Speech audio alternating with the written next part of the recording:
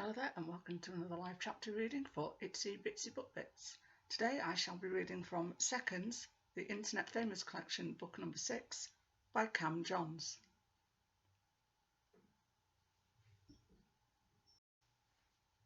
Prologue, Turmoil. My ears are flooded with the noises spewing from the intercom, frustrating my subconscious. The constant barrage of feet pattering along the halls, totally disregarding my belligerent sobbing, only encourages the anger slowly building within me. Sobbing that becomes obnoxiously louder the more I think of her smile, her embrace, her soft touch against my thick, hardened exterior.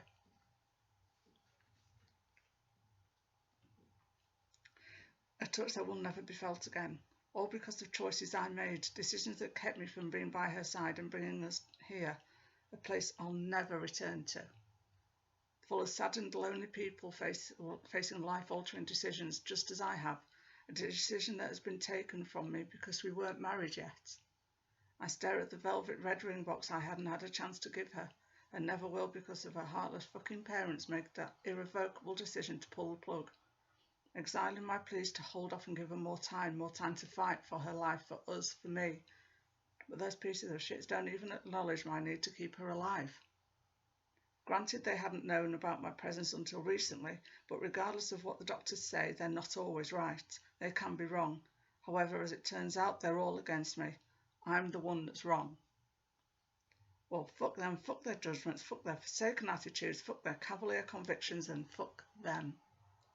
I slowly peel myself up from the hospital floor, wiping the remaining tears from my face and ignoring the dampness of my torn t-shirt. I stand across from her room, staring through the glass, watching her life drain from her body. Her parents lie across their daughter, crying just as hard as I am on the outside. But I know what lies beneath those outlying emotions. Emotions I learned were false over the past year. Emotions that propelled their daughter directly into my arms, and what signed her DNR, in my opinion. But they'll get what's coming to them one way or another, even if it takes my own knife-wielding hands. Chapter 1. My Destroyer. 3 years ago. Damn it, I pushed Sen's head down into the pillow, making her arch her back more and stay put. Clearly she's becoming weaker, but that shit is just pissing me off. Don't fucking move. I thrust into the woman I'm doing for the moment faster, wanting to nut so I can get her the fuck out of my room. The pillow muffles her carnal screams as sweat begins to drip down my face. I've never really worked this hard to get off, but today was a shitty-ass day and I need this. I need my dick deep inside some random's pussy for as long as my body can stand. Which is longer than hers apparently because the voluptuous legs are trembling. I concentrate harder on getting off so I can stop manhandling her, though I know that's what she appreciates most about our impromptu sex life. Letting her head go, I grab at her hips and pound into her as the smacking noises of our bodies clashing together echo through the hotel bedroom. Her legs succumb to the impact, so I have no choice but to pick them up and wrap them at my hips. My dick goes in much deeper now. Fuck, I shout, finally letting go of the built-up tension from the day. It turns out opening a restaurant is tedious work. If people would just do what the fuck I said in the first place, I wouldn't be so annoyed right now. I immediately stand, releasing my grip on her thighs, and she falls to the bed. God, I hope she doesn't think she's staying. I'm tired of being that guy who pretends not to give a fuck so chicks don't get attached. No matter how many times I meet someone and admit I'm not looking for a relationship, they always think they can change my mind or some shit. It's pretty ridiculous and a complete turn-off. I'd rather be told to go fuck myself, but women never tell me that. I don't know if it has something to do with the career, the money, my looks or whatever. No clue, but I know I'm an asshole. I don't want to be one, but I'm tired of being used for sex, money, connections I may have. I'm just not going to be hurt again. I refuse to. After pulling off the condom and flushing it down the toilet, I look in the mirror to clean off all the sweat that has pebbled on my face and chest. I need a damn haircut, I think, while staring at my getting out of control goatee and growing hair. Suddenly, Sen's hands come across my stomach and start to massage my chest. I guess she's found the strength in her legs again. Fuck me, I let her do the silly cuddling thing as I wipe my face clean, trying to ignore the effect I've allowed this particular woman to have on my body. I don't know what it is about her, but her touch always gets me to do shit my mind doesn't want to do.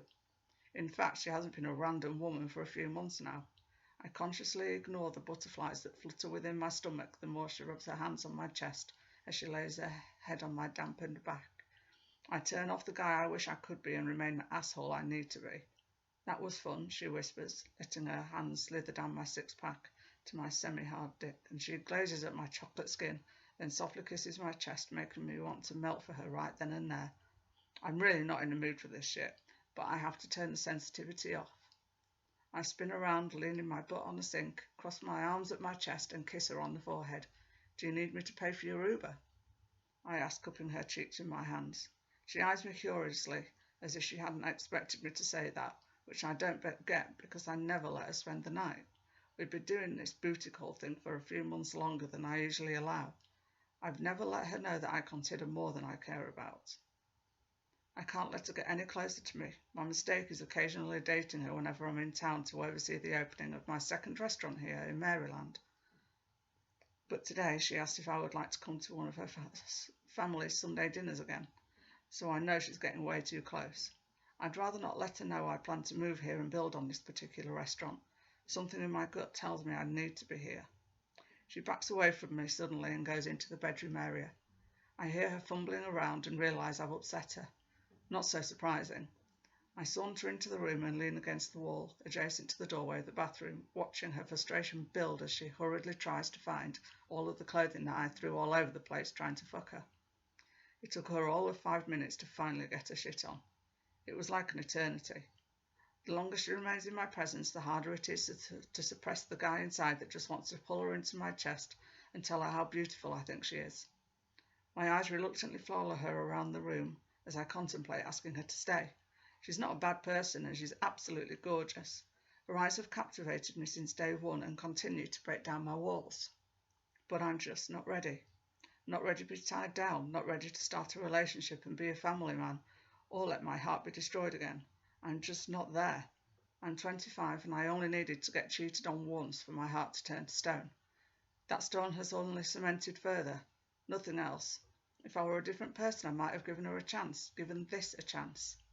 Do you need me to walk you out? I ask, still leaning in the same place and still very naked. She walks right up to me in a tight black dress that hugs her hips so much it makes my dick twitch. My eyes automatically roam her short, thick legs as she fumbles towards me, trying to get her heels back on. She slides her jacket on and stands directly in front of me. Her stature is tiny, but the death stare she displays makes her much bigger than she really is. Her pretty light brown eyes, the reason for my initial attraction to her, seem much darker now, so dark they almost appear black in this lighting. Or maybe she's just pissed. This is not what I wanted. I hate making women feel this way, especially her for some reason. This time I'm having the urge to ask her to stay, watch a movie or something with me. After I apologise, of course. By her look I can tell it won't matter what I say right now. She's leaving. For good. One day you'll meet a woman that will destroy you, and I hope I'll get to see it. She smiles, rolling her eyes, and then leaves my hotel room, and me standing there feeling like a dipshit. Before I know it, my feet are moving for the door, but as I open it, she's already on the elevator. I watch her stare angrily as the doors close on any idea I might have had for us. Turns out she was right, however. It took less than a year before I met that woman. The woman who ended up being the only person who could piss me off and make me laugh just like that. I'll never forget the day we met either, because I made a complete fool of myself. The guy that usually made women fumble all over themselves was doing the fumbling. Chapter 2. At least the sauce is good. I sit back on the long black leather couch, twiddling my thumbs, wanting to make as much time as possible in silence. I don't want to be here in this room being forced to talk about shit I otherwise would never spew. Not that I really am doing that right now. I look around the home office of Rosalind West, studying her decor as I do every other morning I force myself to be here. Through the floor-to-ceiling double glass doors, I can see out to her manicured backyard with kids' toys scattered across the grass. Of course, my immediate thoughts is to the plans that were once made about my own family. A family I never thought I wanted or deserved. That dream has been stolen from me. I finally look over to her. She folds her legs while sipping her coffee. I'm sure, hoping I picked today to finally speak. It's already been 30 minutes and I can't get myself to say a word, but I definitely needed to be here. Unable to cope with such a loss, I decided to come to the one person who knew her the most, us the most, our therapist. I unwittingly pushed her to begin seeing West when I blew up on her a few months before her death. Eventually, she and I saw West as a couple to strengthen the trust in our relationship, but now I'm here alone. This was never supposed to be. I stared down at the engagement ring I placed on a necklace and wear beneath my shirt every day. Braxton, I know you're here for a reason. You need to talk to me at some point. She takes a deep sigh. Why not just tell me about the first time you met? I smile happily, never missing the chance to share stories about my Phoenix. So I know she's doing this on purpose. It's a busy Saturday night dinner service at my restaurant, Braxton's on East. I'm usually frustrated during these services because shit always hits the fan. Not only that, but I've yet to learn you can't please everyone. Everyone's palates are never the same. Tonight I don't want any complaints. An influential foodie is coming to feature my bistro, and I want everything to be perfect. I'll even accommodate special orders and substitutions, just to avoid any problems with the food. The special of the day is lamb shank with a red wine sauce, which happens to be my favourite meal to make and what the foodie ordered. I've decided to bring the meal out to her myself and maybe even get a picture with her to up my followers, something I only recently started paying attention to. Because the restaurant is so busy, I turn slightly to avoid running into a customer with the foodie's meal. I suddenly spot a beautiful woman sitting by herself, eating my bouillabaisse and reading a book. Her every move becomes personified as my attention diverts strictly to her. The bustling of the restaurant stills while I watch her subtly blow on the soup in a spoon and then perch her lips so to slowly suck the broth into her mouth. She places the spoon in the bowl and slides the glasses back up her nose. I don't know what it is about her, but her simple beauty captures me, even though from where I'm standing, I shouldn't have even seen her there. The problem is, all this time I've been watching her, I've actually been moving forward, so much so that I end up bumping right into the foodie as she is live on social media. The entire plate of food falls directly on her head, and it's all caught on her live stream. I stand there in horror, not knowing what to do. The restaurant goes completely quiet as shocked onlookers point and stare at us. The foodie looks up at me, dumbfounded, as the sauce drips down her raven's ball cap and chunks of mashed potatoes fall on her lap. Luckily, she's wearing jeans, so the hot food doesn't touch her bare skin. To my surprise, she licks her lips and smiles into the camera. Well, at least the sauce is good. She grabs the dinner napkin off the table and wipes her phone screen quickly. After I clean myself off here, Chef Braxton is going to try that again, and I'll be right back. She turns the broadcast off and places the phone on the table without even skipping a beat. I'm so sorry, Miss Bynum, I say, trying to wipe the mess surrounding her and picking up the plate that fell to the floor, while a busboy Paolo runs to assist. I think I may have some clothes in my car if you insist on staying, a woman says, but I only see her flat red shoes. My eyes roam up quickly to the woman with the book. She smiles at me, but I don't move. I sit there like a buffoon, forgetting my words. Her bright white teeth glimmer as her hazel eyes cause an uncontrollable rumbling within me, but I still can't budge. I'm in complete awe of a woman I don't even know.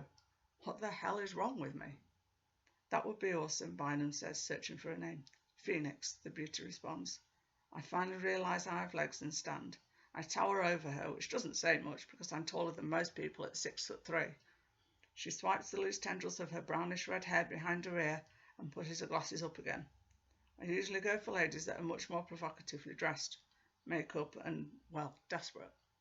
But there's nothing desperate about this one. She doesn't care what people think of her.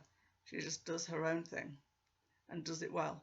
Even though she's just wearing jeans and a t-shirt, she's the sexiest woman I've ever seen in my life. You should probably get a meal ready, the woman I know as Phoenix says, before leading Bynum out to her car. I would never forget that night for many reasons, the main one being I made a total ass of myself live to Bynum's 500,000 followers, but also because I met her, Phoenix Brighton, the one who saved my life that night and every day after for the next 2 years, but also the woman who flew away with my soul, destroying every ounce of who I thought I'd become on the day of her death. I hope you enjoyed listening to the first few chapters and that you'll go check out the book. Thanks very much. Bye-bye.